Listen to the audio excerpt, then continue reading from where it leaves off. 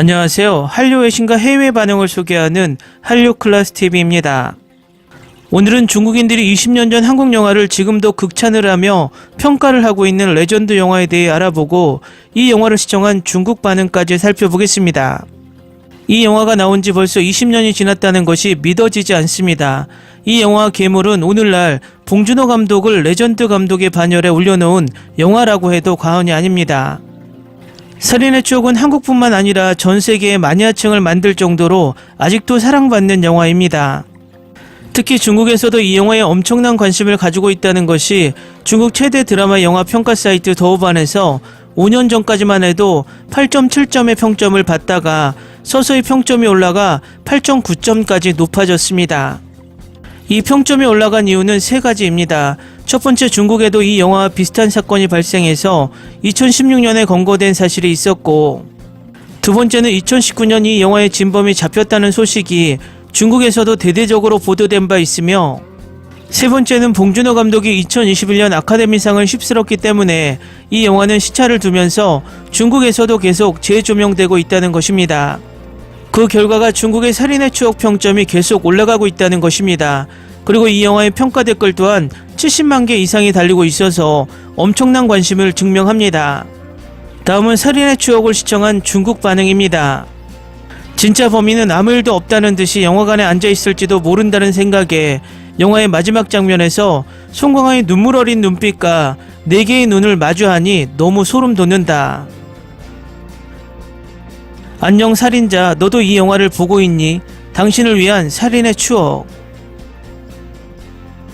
이건 진실을 찾는 이야기가 아니라 진실이 어떻게 지워졌는지 보여주는 영화다.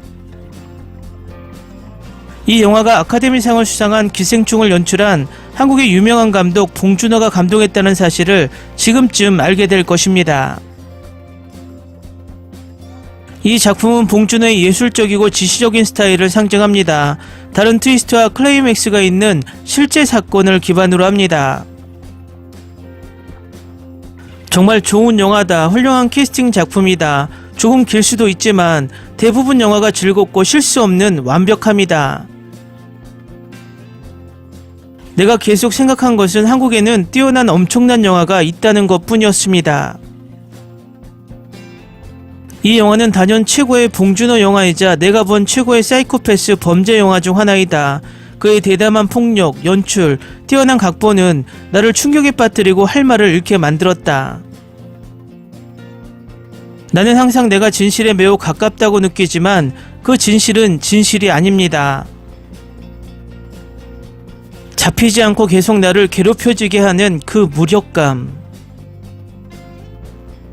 이 영화가 내게 준 그림자는 5년 전 이 영화를 학원에서 봤는데 밤 12시가 다 되는 시간에 기숙사로 돌아가는 길에 다리가 떨려서 일어나지 못했고 1년 동안 복숭아를 안 먹었다. 봉준호와 송강호 팀의 구성은 정말 농담이 아니라 완전 레전드입니다. 한마디로 숨막히지만 중독성 있는 작품, 한국 영화의 정점인 배우들의 연기가 모두 마음에 든다. 살인사건은 물론 그 시대 대한민국의 기억까지 녹아들어 배경으로 변해간다.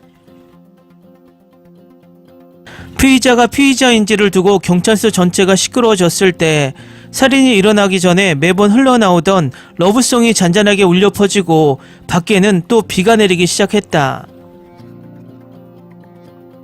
그때 이 영화를 처음 봤을 때 아직도 사건이 풀리지 않고 끝날 것 같은 멍한 기분이 들어서 다시 봤다.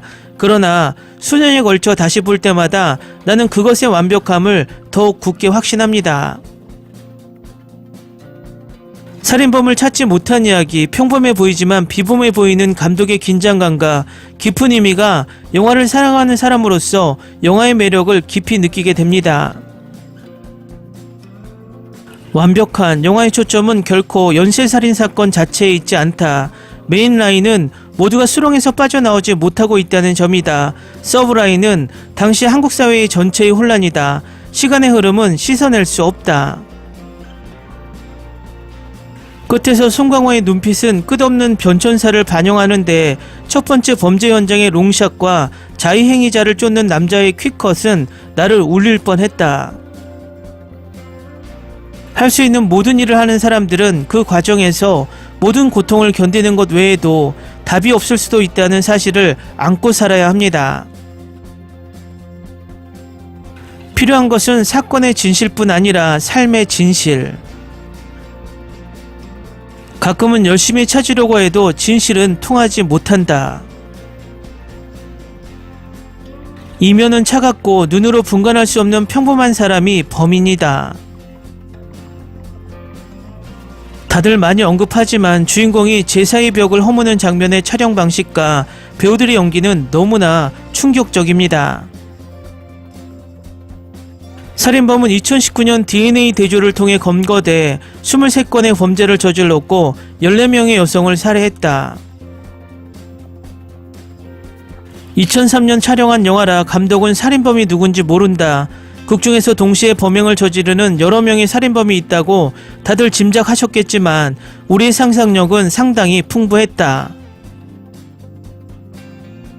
오래된 영화이지만 이런 영화 다시 안 나올 거라 생각합니다.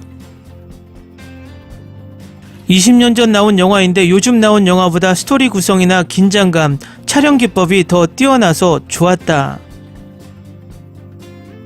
진짜 최고다. 눈 마주치는 장면, 어떤 영화도 그런 것은 표현할 수 없을 듯.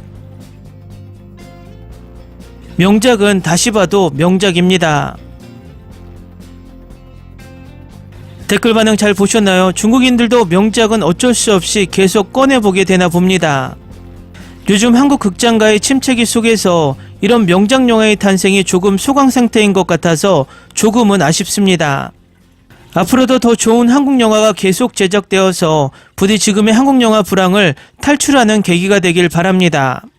한류클래스TV는 한류 외신과 해외 반응을 꾸준히 쫓아가 보겠습니다. 재밌게 잘 보셨나요? 여러분의 구독, 좋아요, 댓글, 알람 설정은 컨텐츠 제작에 큰 힘이 됩니다. 그리고 항상 하시는 일마다 대박 나시고 행복하시길 바랍니다.